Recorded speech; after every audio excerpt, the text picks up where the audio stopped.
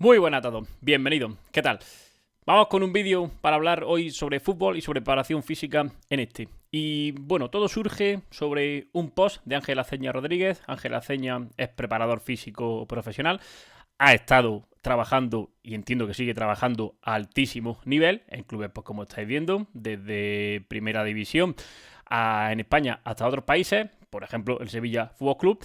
Y en definitiva creo que es un tío coherente y que sabe de lo que habla, ¿no? Que es lo que vengo a expresar.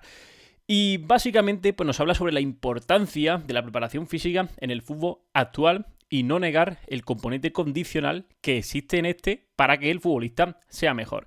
Y en este caso pone el ejemplo de Dani Carvajal con su gol en la final de la Champions. Dice, Dani Carvajal de 1,71 y Niklas Füllkrug 1,92, ¿vale? Fijaos la diferencia de altura en cuanto al duelo que tuvieron que lidiar en ese gol que metió Carvajal de cabeza. Dice, quizá las casualidades en fútbol no existan, y sí, en el fútbol es un deporte táctico y donde lo contextual es muy importante, pero hay acciones y momentos donde lo condicional se convierte en esencial. Bueno, pues ¿qué nos está diciendo aquí? Que Dani Carvajal, a través de su mejora física, pues evidentemente ha podido generar un remate más cómodo y que le ha llevado pues a marcar ese gol. Y nos está diciendo también que obviamente no todo depende de que esté más fuerte, de que salte más y que hay un componente, como él bien señala, en este caso contextual, donde hay otras capacidades que le han hecho llegar a ese balón, como es la anticipación, pero que si no fuese por ese físico, pues igualmente no habría llegado o no lo hubiese hecho tan bien. Con esto, ¿qué queremos decir? Pues hombre, que la preparación física es muy importante y ese es el mensaje. ¿Es lo más importante en un deporte como el fútbol? Pues entiendo que no es un deporte condicional como el atletismo. Es un deporte donde existen otras muchas cosas, componente táctico, componente técnico y evidentemente el componente, en este caso, físico. Pero pensar que el resto son los únicos que van a importar, pues tampoco tiene sentido. Y hay en el fútbol, incluso en el fútbol profesional, mucha gente aún con esa mentalidad en la que el físico queda denostado y en la que el físico siempre está en un segundo plano. Y bueno, sí está bien no lesionarse, siempre la mentalidad en la no lesión y a ver qué hago para no lesionarme, cuando la mejor estrategia anti-lesiones es ser más físico, así de simple. Y bueno, como no lo es todo y al final hablamos de un deporte que podemos llamar centrado en las capacidades coordinativas a nivel tradicional, no tanto en el físico, donde hablamos de habilidades abiertas en entornos cambiantes, donde el deportista necesita mucho procesamiento a nivel mental y mucha anticipación, pues el físico queda relegado a un segundo plano. Es decir, ¿qué nos están diciendo normalmente? Bien, es que este jugador sí, puede ser muy rápido, puede saltar mucho, puede estar muy fuerte, pero siempre va a haber uno más bueno que piense mejor que él y se le anticipe. Vale, eso es una realidad, pero el jugador que se anticipa bien, que es muy bueno pensando cognitivamente, que tiene mucho fútbol, que ha mamado muy bien todo eso desde pequeñito, que sabe leer muy bien el juego, si encima es más físico va a ser más jugador. Creo que también eso es algo incuestionable y bastante sencillo de entender. No entiendo por qué ese miedo a que un muy buen jugador que se entrena en los aspectos cognitivos del juego, en la complejidad, etcétera, etcétera, no desarrolle también su físico. ¿Cuál es el problema? Y que busque un físico de atleta. ¿Cuál es el problema? Y es que hay muchos preparadores físicos por ahí que suelen meter en sus ecuaciones a la hora de hablar palabras como neurociencia, complejidad, creatividad, etcétera, etcétera. Y todo esto está muy bien. Y es cierto, y son factores a tener en cuenta.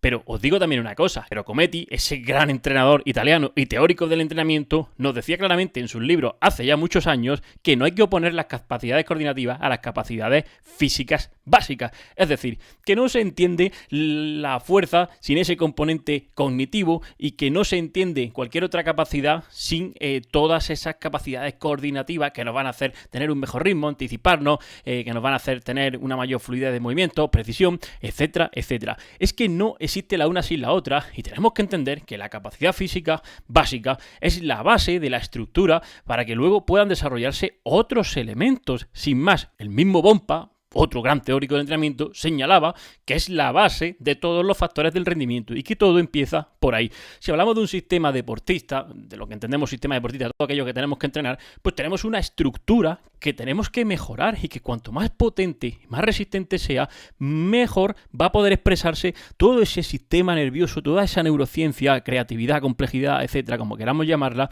porque al final pues tiene un mejor chasis, es que no hay más, y más resistente va a ser esa estructura ante las lesiones.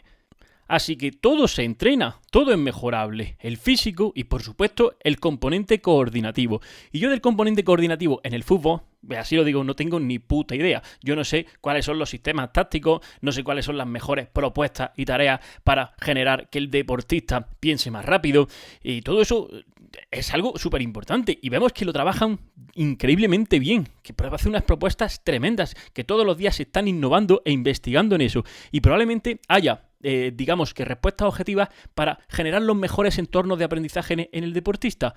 Pero estoy convencido también de que a nivel científico, al menos en ciencias básicas y en este caso en un componente mucho más biológico, tenemos respuestas bastante más claras en cuanto a la preparación física que en el otro aspecto. Porque en el otro aspecto hablamos de docencia, hablamos de un poco casi de filosofía, de otra rama de la ciencia que más que explicar las cosas, lo que busca es comprenderlas y eso es bastante más complejo e igualmente no da respuestas cerradas. Ahí podríamos decir que cada uno tiene su visión y que hay mucho componente subjetivo. En el aspecto puramente biológico sí que tengo respuestas bastante más claras. Es así. Yo sé cómo hacer que un jugador salte más, sé cómo hacerlo más fuerte, sé cómo tiene que trabajar ciertas cosas para que obtenga mayor rendimiento en ciertas acciones propias del fútbol. Y sé que mejorando sus tejidos y mejorando sus patrones de movimiento básicos, luego los expresará de forma específica en el campo mejor si obtiene la práctica específica adecuada. Así que ese famoso artículo que decía la preparación física no existe, que realmente en ese sentido Paco Cirulo no quería decir que no hubiese que trabajar el físico, pero que creo que se ha malinterpretado muchísimo y algunos lo han llevado al extremo de manera literal, pues tampoco tiene sentido. Y que hay que poner el foco en la condición física como preparadores físicos, creo que también es bastante coherente. El propio nombre lo dice. Soy el preparador físico. ¿A qué me dedico? A mejorar tu físico. No me dedico a hacerte mejor futbolista en cuanto a las acciones del juego. Porque para eso, en más de un equipo profesional como estos, tienes profesionales específicos. Yo no me dedico a diseñar sistemas de juego, a encajarte las tareas dentro del juego. Eso, entre comillas, lo tiene que hacer otra gente. Yo me dedico a optimizar tu estructura y, digamos, tus sistemas orgánicos. Y hay que entender también que la acción motora compleja, como es anticiparse a este balón y ganarlo, se va a organizar en función de las posibilidades, en este caso, físicas también. Es decir, si Carvajal no se sintiese físicamente competente porque ha trabajado su capacidad de salto y ha mejorado su fuerza, por muy claro que tuviese que tenía que hacer el movimiento X de entrada y salida y buscar el balón, y muy bien que hubiese leído la faceta del juego, si no estuviese él sintiéndose competente a nivel físico, no hubiese intentado ese salto, ni hubiese ido a por ese balón. Esto también es así, y eso es una cuestión pura y dura de cómo se siente y de lo fuerte que está. No hay más. En definitiva, si está más fuerte, piensa mejor y se va a fatigar más tarde. E igualmente, como he dicho, yo sé cómo conseguir que este salto pase de 35 a 40 centímetros, o en este caso de 55 a 60. Lo sé, digamos que tengo respuestas ciertamente objetivas y creo que muchos de vosotros coincidiríais conmigo en esas propuestas. Igualmente, ¿puede haber respuestas objetivas para entender cómo o para explicar cómo Carvajal lee mejor la jugada? Las habrá probablemente. Ya digo que yo aquí soy totalmente profano, pero creo que son mucho más complejas y creo que la ecuación tiene muchas más incógnitas que la otra.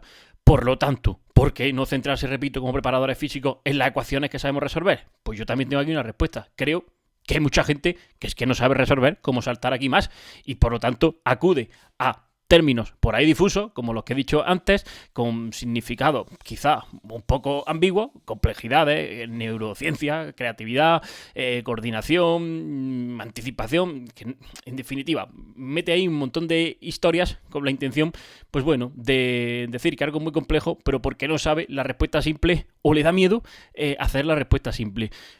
Aquí estoy tirándome un triple, no estoy metiendo a todo el mundo en el mismo saco, pero creo que puede ser una posibilidad. Y creo también que hay mucho preparador físico que realmente en sus cuerpos técnicos o en el fútbol en general, los que mandan más, que son al final los entrenadores, pues también tienen mucho miedo a trabajar físicamente y a no tener el balón en las pies y piensan que es un tiempo perdido. Y entonces el preparador físico pues tiene que buscar la manera de llevárselo a su terreno, pero encajarlo dentro de lo que están haciendo siempre. Hombre, es evidente que para ser mejor futbolista la única solución clara al 100% es jugar al fútbol más. Igual que para saltar más alto sin un balón, la única solución es saltar más. Eso está claro. Pero hay una serie de elementos de otros entrenamientos que funcionan como complemento, que son completamente diferentes y que funcionan en su manera más tradicional y aislada. Y no hay que meterle un balón a las pesas ni hacer ninguna cosa extraña para simplemente ganar un poco de físico que luego redunde, transfiera, como solemos decir, a este balón, ¿vale? Así que, bueno, creo que me he podido explicar. No sé si he hablado con demasiada energía y quizás me venga alguien un poco a bajarme el humo, pero es que no quiero dar lecciones de nada, simplemente estoy haciendo una lectura de lo que creo que es la situación y, en definitiva, pues entendiendo la supuesta complejidad de todo esto, pero que realmente ya lo he hablado en muchos vídeos, a veces es mucho más fácil.